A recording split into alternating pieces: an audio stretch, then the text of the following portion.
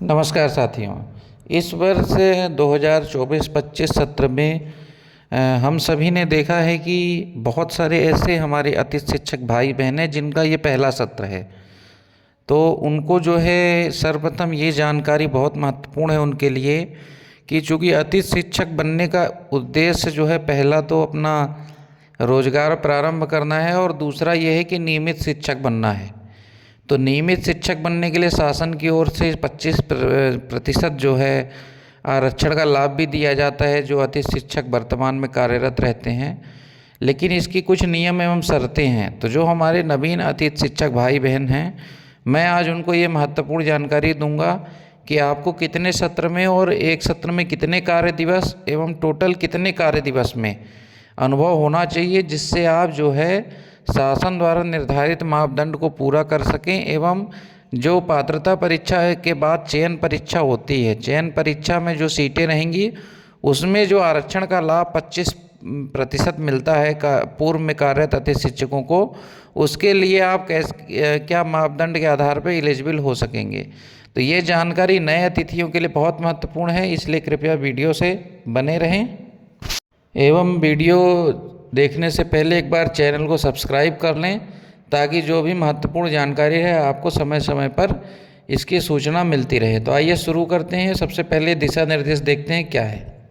यहाँ पे आपको सिर्फ मैं इसका जो महत्वपूर्ण एक पैराग्राफ है वही बताऊँगा, क्योंकि निर्देश बड़ा था और मैं बहुत ज़्यादा आपका समय नहीं लूँगा, सिर्फ आपके काम की महत्वपूर्ण जानकारी बताऊँगा। यहाँ आप देखिए, जिन अतिथि शिक्षकों ने जिस स्थान पर अतिथि शिक्षक के रूप में अध्यापन का कार्य किया है तथा उसी मुख्यालय से भिन्न स्थान से नियमित छात्र के रूप में उपाधि प्राप्त की है, तो इस अवधि को छोड़कर, मतलब जहाँ पे आपने स्टडी भी की है और पढ़ाई भी की है, वो अवधि को छोड़कर शेष अवधि में न्यूनतम 3 शैक्षणिक सत्र, अर्थात जैसे आपने 24-25 में ज्वाइन करा है तो उसी तरह आप 24-25, 25-26, 27-28 न्यूनतम 3 शैक्षणिक सत्र होने चाहिए आपके पास एवं 200 दिवस शासकीय विद्यालयों में अध्यापन कार्य किया हो। आपको 200 दिन का अनुभव होना चाहिए, कार्य दिवस का अनुभव होना चाहिए।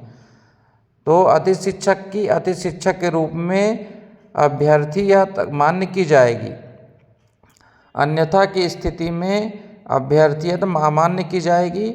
और इसमें एक चीज़ और बहुत महत्वपूर्ण है, न्यूनतम 3 शैक्षणिक शर्तों में, माफ़ कीजिएगा, न्यूनतम 3 शैक्षणिक सत्रों में प्रत्येक सत्र में न्यूनतम 60 दिवस का कार्य किया जाना अनिवार्य होगा।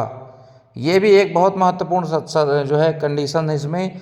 जैसे आप 24-25 में आपका अभी तक ज्वाइनिंग नहीं हुई है, आप चौथे चरण का आप इंतज़ार कर रहे हैं, तो आप यहाँ पे विशेष ध्यान रखें कि आपको 60 दिन तो कम से कम काम करना ही करना है, तभी आपको उसका लाभ मिलेगा और वो सत्र काउंट होगा।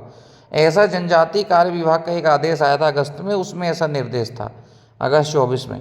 तो यहाँ पे आप सभी साथी विशेष ध्यान दें। और मेरा तो ये कहना है 60 की जगह आप 90 कर लें, ताकि अगर भविष्य में कोई परिवर्तन हो तो उसका लाभ से आप वंचित ना हो। मेरा कहने का मतलब है कि जैसे वर्तमान में नियम तो अभी 60 का है, लेकिन जैसे जैसे अतिथि शिक्षकों की संख्या बढ़ेगी, शासन स्तर पर हो सकता है इसके मापदंडों में थोड़ा कसावट लाई जाए, तो 60 को 90 भी कर सकते हैं। इसलिए आप कम से कम 90 दिन तो अपना एक सत्र में कार्य दिवस रखें ही रखें। और न्यूनतम 3 शैक्षणिक सत्रों में 200 दिवस कार्य का अभी आदेश है। तो करंट में जो आदेश है वो तो मैंने आपको बताया ही। और इस संबंध में अगर आपके मन में कोई सवाल हो तो आप कमेंट बॉक्स में कमेंट करके पूछ सकते हैं। और सभी साथियों से एक बार अंत में विनम्र अनुरोध है कि चैनल से जुड़ जाएं, चैनल को सब्सक्राइब कर लें, क्योंकि हम निरंतर नियमित रूप से अतिथि शिक्षक संबंधित एवं शिक्षक भर्ती संबंधित महत्वपूर्ण जानकारियाँ आपसे शेयर करते रहते हैं। धन्यवाद, नमस्कार।